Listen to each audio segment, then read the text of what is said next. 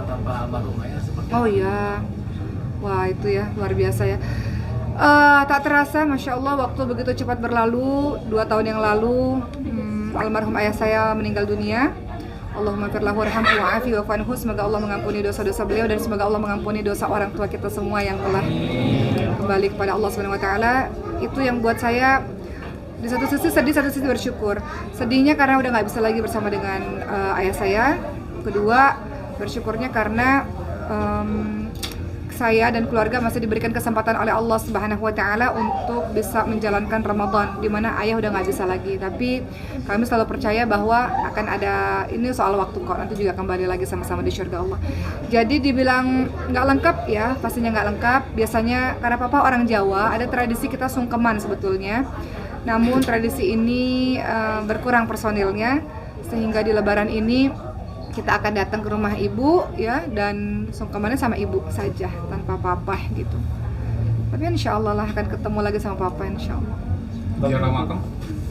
Kalau ziarah kubur rasa-rasanya nggak harus Idul Fitri, nggak harus Ramadan, nggak harus waktu-waktu tertentu ya. Ziarah itu memang kami lakukan secara rutin tanpa waktu-waktu khusus sebetulnya. Kemarin saya ziarah itu di awal Ramadan memang. Dan selama 2 tahun ayah saya meninggal nggak pernah mimpi papa. Saya satu-satunya anak yang nggak pernah papa saya datang ke mimpi saya. Tapi adik-adik saya, ibu saya sudah pada didatangi oleh papa. Maka saya ingat sekali di awal Ramadan saya belum sempat ziarah waktu itu. Papa datang ke mimpi saya, nggak berucap apapun. Kemudian berlalu begitu saja, langsung saya ziarah setelah itu. Ya. Jadi mudah-mudahan itu menjadi pelepas rindu ya. Saya nggak tahu maksud papa saya datang apa di mimpi saya, tapi mudah-mudahan itu pertanda bahwa saya harus lebih banyak lagi mendoakan dan berziarah kubur seperti itu. Tapi untuk baju lebaran sendiri biasanya seragam. Ya betul.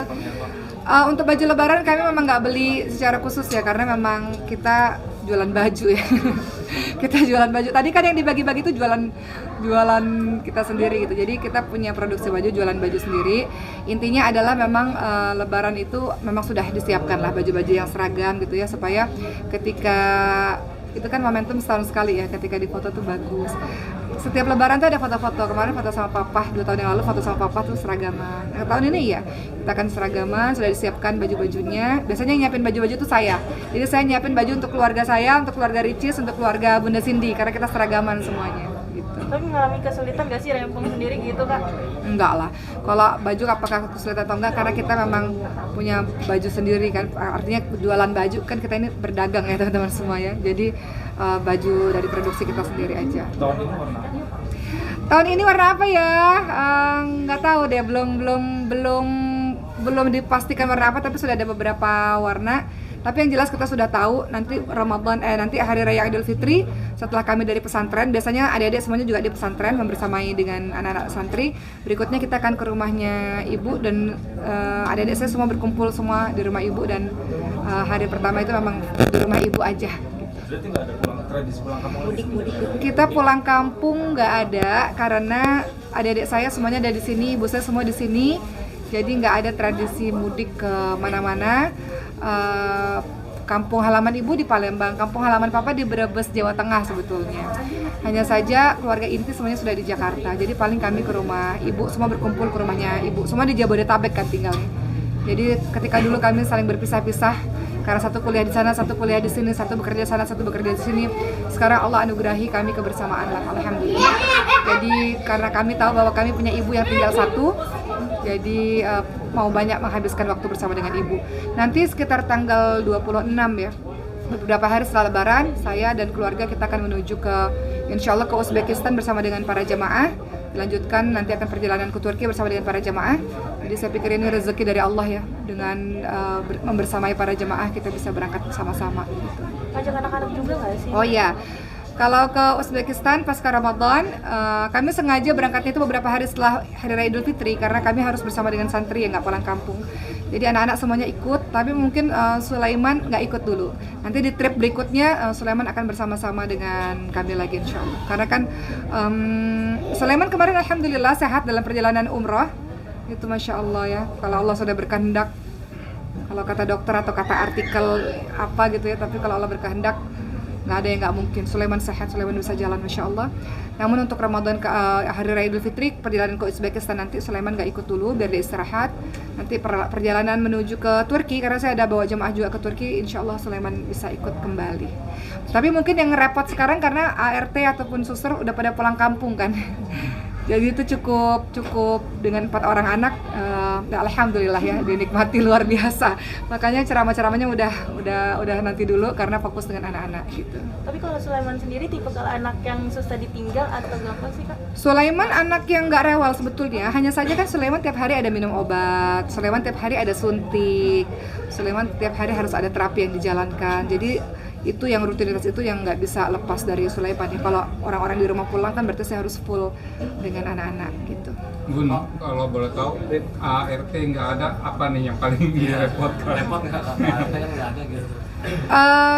ART nggak semuanya pulang, masih ada, walaupun nggak ini ya, walaupun nggak lengkap gitu, kekurangan bantuan sebetulnya. Cuman saya dan suami ada di rumah dan anak-anak sudah mulai besar-besar, alhamdulillah. Jadi insya Allah masih bisa. Paling yang akan saya fokuskan adalah untuk ceramah-ceramah keluar di 10 malam terakhir ini udah nggak diambil lagi. Kemudian kegiatan-kegiatan di luar sudah dikurangi karena kalau saya keluar harus ninggalin anak-anak kan nggak mungkin gitu. Jadi insya Allah terpegang selama sayanya bisa full di rumah. Mungkin keluarga besar termasuk realistis kalau ngumpul mungkin. Ya. Keluarga besar di tahun ini mungkin termasuk realistis kumpul juga. Kumpul. Ya. Oh iya, selama Ramadan ini kami bergilir buka puasanya. Ada yang di rumah saya, ada di rumah Ricis. Kemarin sudah sekeluarga besar di rumah Ricis, nanti di rumahnya Bunda Cindy. Jadi kami pikir kumpul-kumpul keluarga itu penting ya untuk bonding satu sama lain. Sehingga walaupun kita semua sibuk, tiap hari kita sibuk sebetulnya dengan kegiatan kami masing-masing, tapi pertemuan dengan keluarga itu sangat penting ya. Biasanya kita bertemu Sabtu Minggu, itu rutin setiap saat, tapi Ramadan ini memang kita bukber di rumah secara berganti-ganti gitu. Bun, siapin ketupat juga buat anak santri? Oh pasti. Hari Raya Idul Fitri, khasnya Indonesia adalah ketupat, ya kan? Tanpa ketupat kan kayak nggak berasa lebaran ya kalau orang Indonesia. Jadi saya nggak mau ada anak-anak santri yang nggak makan ketupat.